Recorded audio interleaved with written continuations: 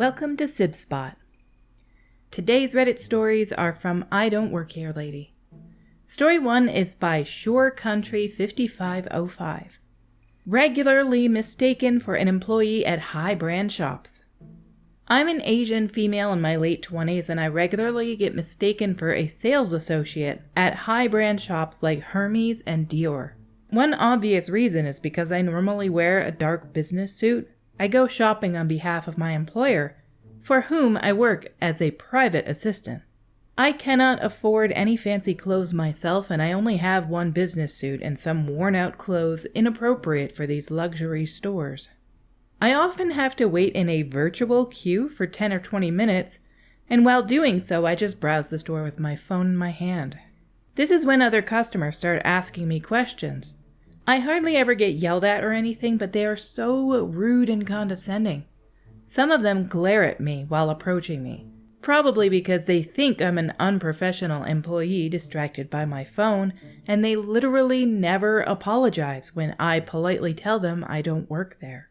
It's also annoying because I patiently wait for a real sales associate for more than 10 minutes, and these people who have just arrived expect to be assisted immediately. I've been doing this for nearly 2 months now, and it's so stressful. Does anyone have any idea how I can avoid these situations? Unfortunately, I can't change my attire for the reason I mentioned above. It's difficult for me to get any classy but less business-like clothes to wear for these shops. If you have enough rapport with your boss, I would think they would pay for some casual, high-end clothing so that you can comfortably go to these places and not get stressed out. Down in the comments by Me Folly.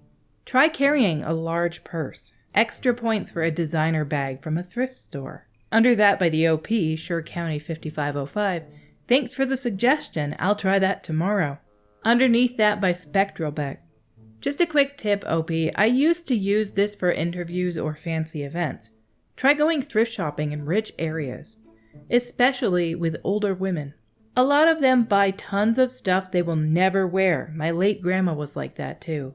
I find so many name brand luxury items and at least half still have the tags on. There are even thrift stores that specialize in designer items. If you have trouble finding your size, shoes and purses are sometimes easier to find. I've also found designer purses worth hundreds of dollars for $50 with the tags still on. But yeah, maybe asking your boss isn't the best idea. You want to make sure. A lot of people don't want to come off as incapable of being independent to their employer. But I don't know. Depending on your rapport with them, I think that you could ask them. If you kind of have a cold but strictly business relationship with them, then I wouldn't be asking. Our next story is by Y. Woofels. My mom and I had our first Karen encounter. This was mostly my mom's encounter, but when I showed her this subreddit, she seemed eager to be a part of it. My mom came back to the same Walmart she used to work at during her high school years. Someone recognized her and began asking her for help. Entity woman, I think they mean entitled woman. Can you please tell me where item is?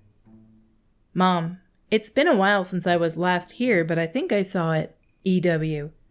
What do you mean you think? You've worked here for over 20 years. You will tell me where it is now, stomps her foot. People look over. One thing that's important to know about my mom is that she's a mama bear. If she's not in a professional environment, she feels no need to keep it professional. That and she can get pretty loud. Mom, twice as loud as entitled woman. Who the F do you think you're talking to? Entitled woman turns pale, opening and closing her mouth like a fish. Mom, still loud but not as loud as she was. Why the heck would I work here for even 5 years if I'd have to put up with people like you on the daily? Gets closer to her.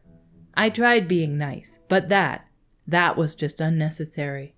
Now get out of my sight. I got kids to feed. Entitled woman made some snobby remark, but my mom didn't hear her, or maybe just ignored it. So I looked her dead in the eye and just popped neck, and just gosh darn, it popped so much, loudly too, she shrunk back and ran off to her hobbit hole or somewhere. My mom cried once we got in the car because her anxiety finally got to her. She didn't even recognize her. It's crazy how differently people register other people. We just ate McDonald's and laughed about the absurdity of the encounter once we got home. This was my first Karen encounter, and I was happy to intimidate one, especially in defense of my mom. These are the kind of stories right here to me that are unbelievable. Like, somebody who knows you and has seen you at this Walmart before is gonna scream at you and stomp their foot. I grew up with a massive 24-hour Walmart in a small town. Everybody knew everybody, and nobody would be like this from the same town to somebody else who was from the same area. But I hear about this sort of thing happening all the time, so it's quite possible that it's true. When she's talking about popping her neck, is she like cracking her neck like big tough guys in movies do before they'll crack their knuckles or they'll lean their neck to one side and it just cracks like I'm gonna put a hurting on you kind of thing? I've never heard somebody calling it popping my neck when dealing with somebody who's not a nice person. People to me pop their neck when it's just not feeling like it's aligned properly and they need to crack their neck for some reason. Popping your neck while scowling at somebody? It's only ever happened in movies that I've seen. I've never seen somebody do that in real life. Crack their neck before dealing with a jerk. Our next story is by Yugo Saki. No, I can't sell you a parking pass. A little while ago, I pulled into a downtown pay parking lot. When I got out, I got approached by a random guy. Guy: are you the parking authority? Me: what? No. Guy: how are you parking here? Me: it's open to the public? Guy: I want to buy a monthly parking pass. How do I do that?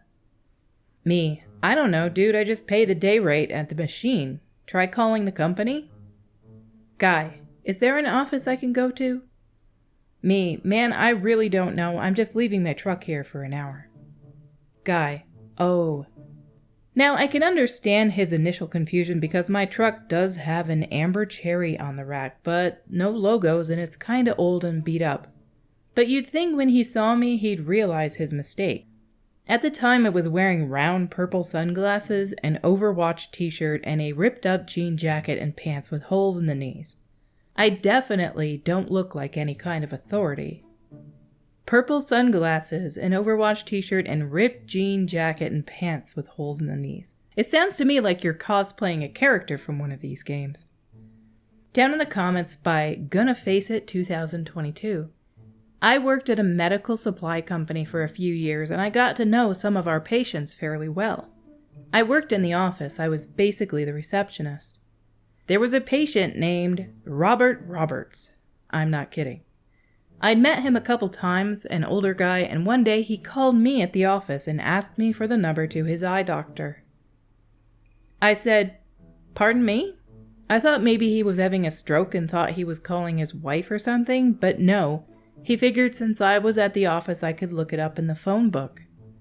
And I did, because I was so taken aback, but I wanted to say, I'm not your effing secretary. Do the patients here have phone books in their rooms? That's kind of an important detail, because if they don't, it's not unreasonable for them to call you for help. And if I were a patient at this place, and I didn't have a phone book in my room, and I had the choice to call the receptionist and ask for a phone number, I'd probably be fine doing it. But also, I'm sure this was in the days of Google. I'm sure they could have just looked up the address of the place and got the number. I know you guys who listen to the I Don't Work Here Lady stories like having a positive story to turn to. That last comment reply is about as close as I can get to somebody being nice and helping people who ask for it. There were not a ton of lengthy stories in this subreddit, and there were definitely not many with people being nice.